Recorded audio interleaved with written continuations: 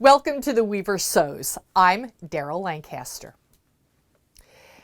I loosely lurk in social media pages for hand weavers and other related sites, and I'm often saddened by weavers who want to sew their hand-woven cloth but are interested in garment patterns that would be really simple and easy to sew. They're asking for recommendations, which is great, but what saddens me is the many responses that suggest staying away from patterns with darts. The problem is, if you have what I refer to as assets, you need darts. Cloth will fall over any shape it is placed on, and not always in a good way. The importance of keeping grain lines perpendicular and parallel to the floor is magnified when hand-woven fabric is involved. Our bodies are not sandwich boards, and as we age and things just get curvier, controlling the way the fabric drapes and molds becomes critical to a gorgeous garment. A dart is merely a seam that's shaped and tapered to a point. 8 of the 12 patterns that I currently sell in my pattern line have 2 different fronts. One front has no darts. This front is appropriate for men, gender-neutral choices, and for those with very small or no assets. The other front has a bust dart. This will allow the garment to hang better when there are assets that create shape and curves. The remaining 4 of my patterns have not only bust darts that come in a little bit lower towards the waist to the bust point, but they have waist darts as well. I've taught women to sew their hand-woven fabric for more than 35 years. And I've come across just about every body type and bust configuration you can imagine. I can assure you that placing a bust dart in the front of a garment does not guarantee that it will fit all sizes and shapes. If the existing dart does not give enough cup size to your bust shaping, the tendency is to cut a larger garment size and not create more cup. But cutting a larger size garment, all that does is make the garment too large around the neck, the armhole, and the sleeve. So let's talk first about how to increase the bust shaping in a garment with an existing dart, and while we do that, how to add a dart in a pattern that doesn't have one in case you're using someone else's patterns, since all of my patterns come with some kind of bust shaping option. Before we get started though, I want to mention that I filmed an extensive video on this subject, how to fit a full bust, for Threads magazine as part of their subscription Insider video series. Threads Insider has some terrific videos in addition to the 9 that I created for them. I highly recommend getting a subscription.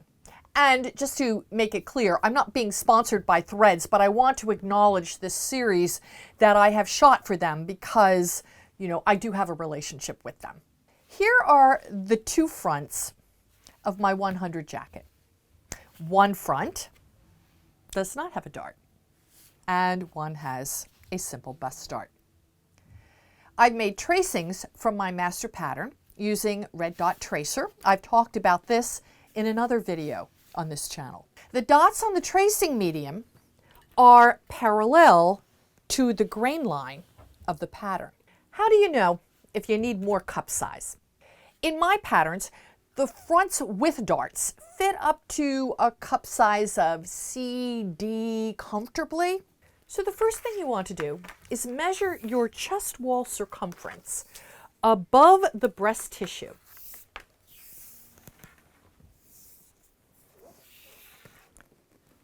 We're actually measuring the rib cage.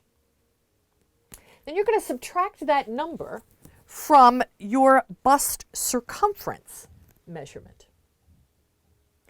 If you get more than 4 inches difference, you're probably going to need to increase the cup. Making a test garment from the main body pieces of any pattern will give a quick assessment of how roomy the bust area is compared to the neckline, shoulders, and armholes of the rest of the pattern. So let's assume we need to add, let's say an additional 1.5 inches across the front of the garment, sort of random number, to accommodate a fuller bust line.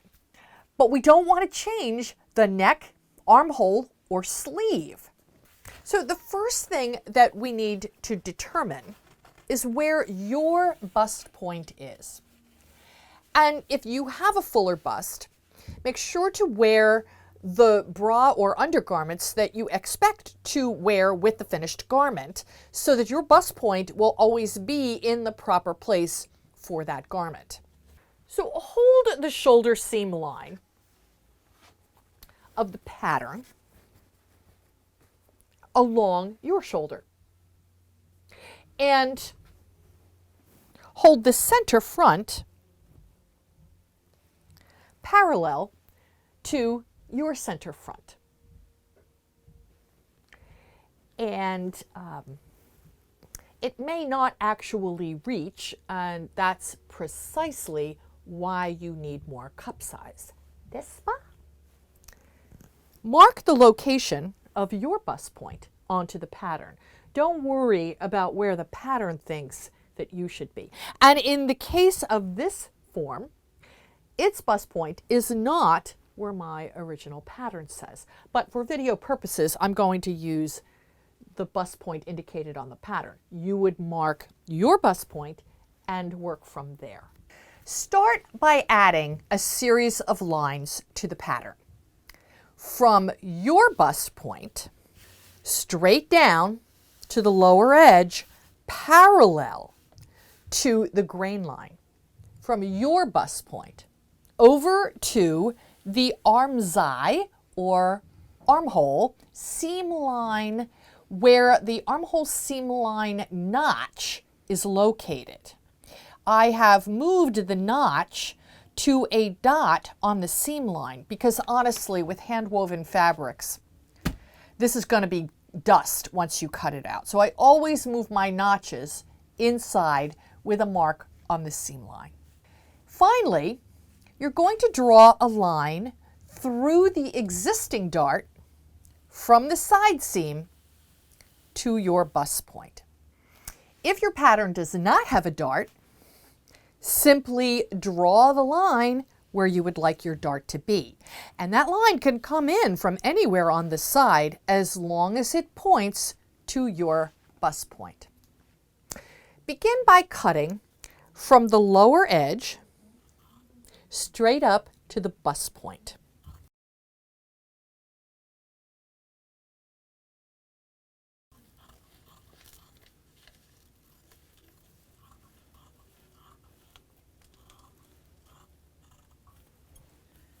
Turn and continue on to the armscye seam line.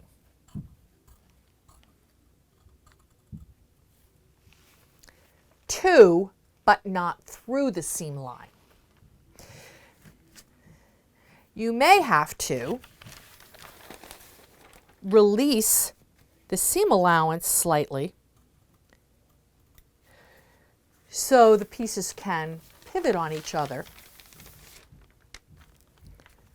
The two pieces of the front should be connected at that seam line because you don't want to alter the armhole. The final cut is made from the side seam cutting line to, but not through, the bust point, leaving the patterns barely connected.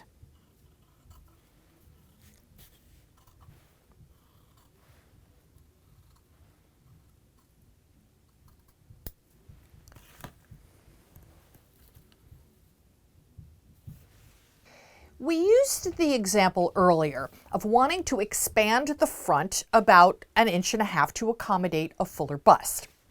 Since we're working on only half of the front, and whatever we do to this front will be duplicated when we cut the other half, divide that 1.5 inches in half. We'll need to expand this front 3/4 of an inch in order to achieve the full desired amount of 1.5 inches. And remember, that was just an arbitrary number that I came up with for demonstration purposes. Your mileage will greatly vary. Use whatever amount is necessary to get the fullness that you need. Slowly pull the lower part of the side front down and away from the center front section, keeping these two edges parallel.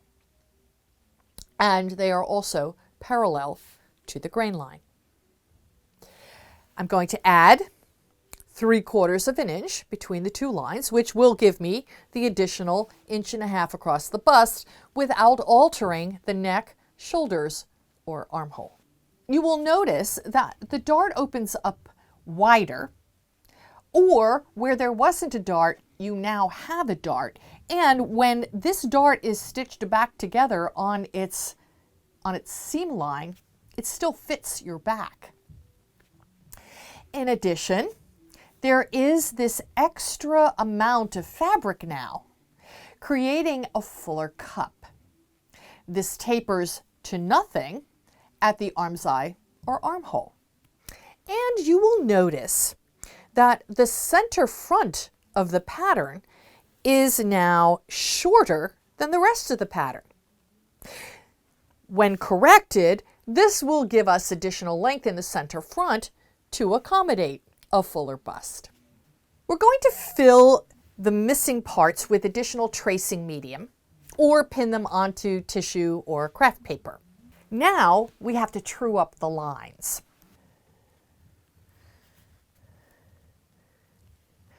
Draw straight across the lower edge of the new pattern,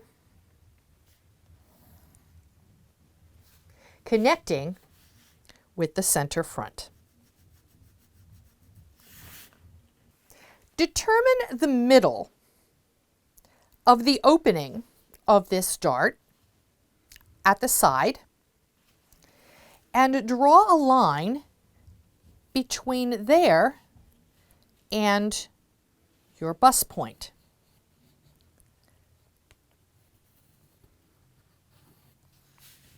You'll notice that when we spread these two apart, that the bust points got fractured, but we're still aiming to this, not this. So the dart here no longer points in the correct direction. We're going to have to fix that.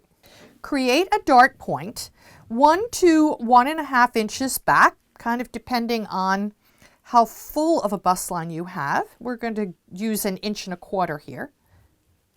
And that will be your new dart point. Connect the side seam line to the new dart point by re-angling the dart legs.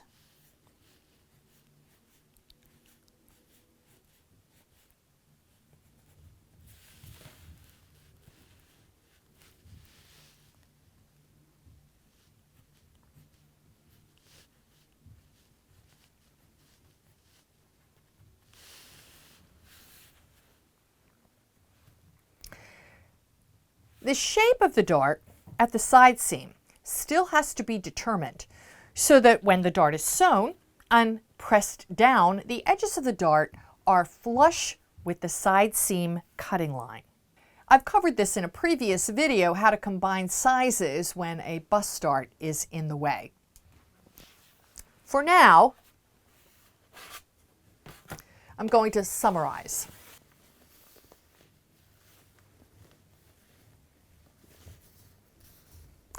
By folding out the dart and pinning along the line where the dart would be sewn,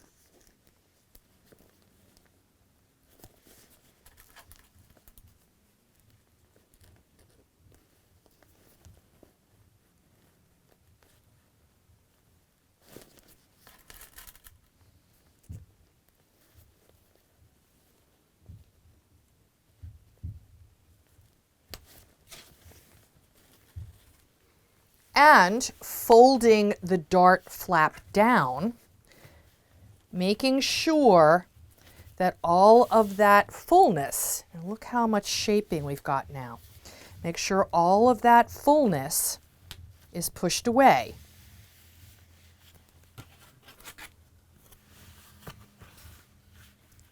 Now, we can connect the side seam cutting line above the dart, through the dart leg, meeting up with the side seam cutting line below the dart. And if we flip the dart flap up, we can trace through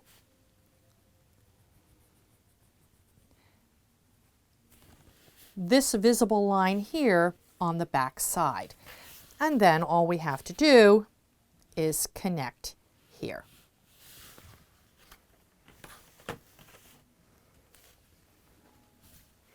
And that lines up perfectly with the side seam cutting line.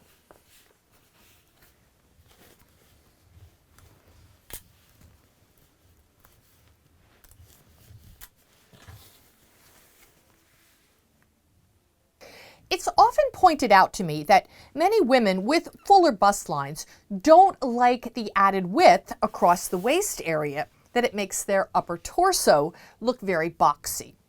There is no reason why a waist dart can't be added to take out any additional fullness. As a matter of fact, my 200 jacket, my 400 swing coat, which is on the dress form behind me, and my 800 jacket, which I'm wearing, all feature waist darts for shaping, along with my 1000 swing dress. Simply create a dart point, again, about 1 inch to 1.5 inches below your bust point. I'm going to use 1.25 inches. Draw in a waist dart centered on that dart point, removing any excess width that was added by the increased cup size. So since I added 3/4 inch here, I'm going to split that difference over this center line, making sure that my dart points to the original bust point. So that would be 3/8 inch.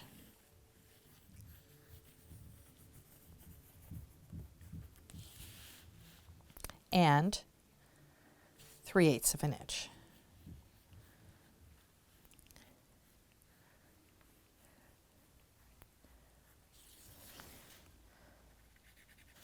Don't forget to add your match points. You want a set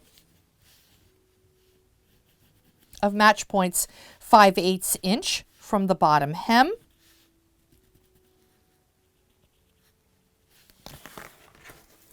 And periodically along the length of the dart wall to help with stitching.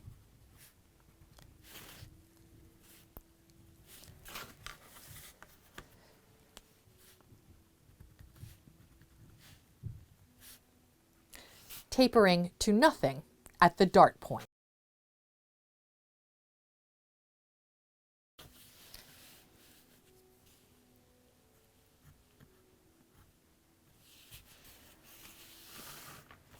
It's not uncommon to have the right amount of cup size in the dart, but not have the dart point to the right place on you. The position of the bust point is highly subjective and personal, depending on size, bra or not, age, medical issues like a mastectomy with or without reconstruction, how many kids you've nursed, and the list goes on. So I'm going to show you a really easy way to move a dart or just the dart point. If when trying on the test garment, the angle of the dart is not pointing to your bust point, the dart isn't going to do the job it's supposed to do.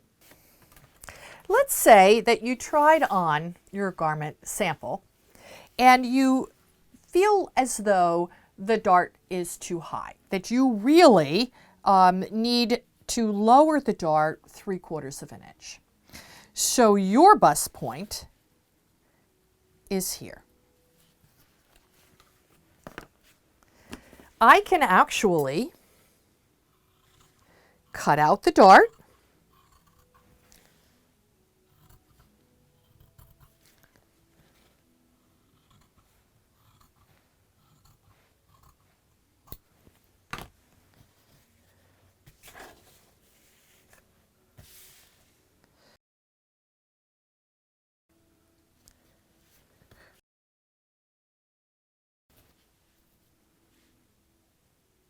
lower the dart 3/4 of an inch,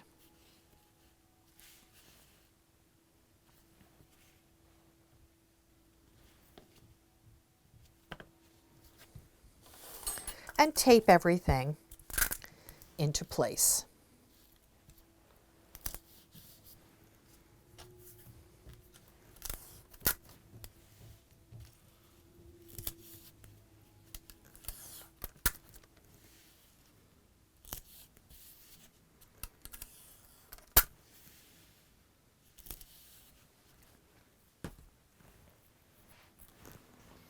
Once in place, true up the side of the dart by pinning out the dart, folding the dart flap down and redrawing the side seam cutting line.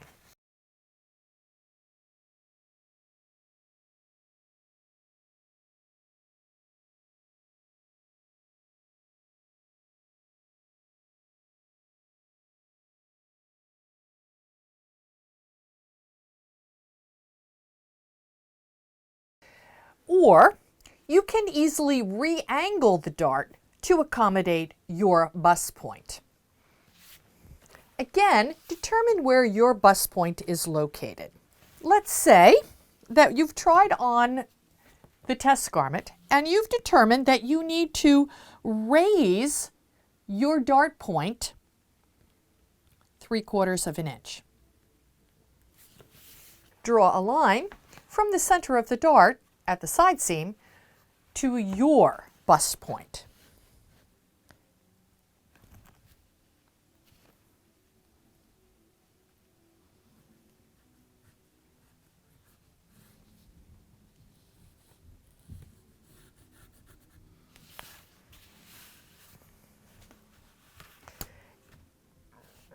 So now we just need to raise or lower, depending on which direction you were going, the point of the existing dart to rest on the line that you just drew.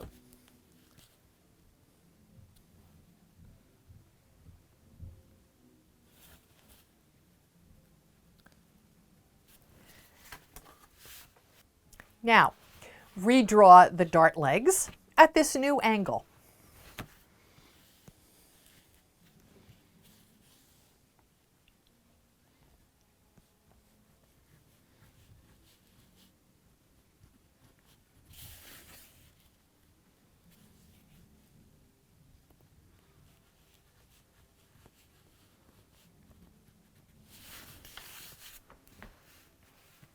Finish by reshaping the side wall of the dart where it aligns with the side seam cutting line as we have previously described.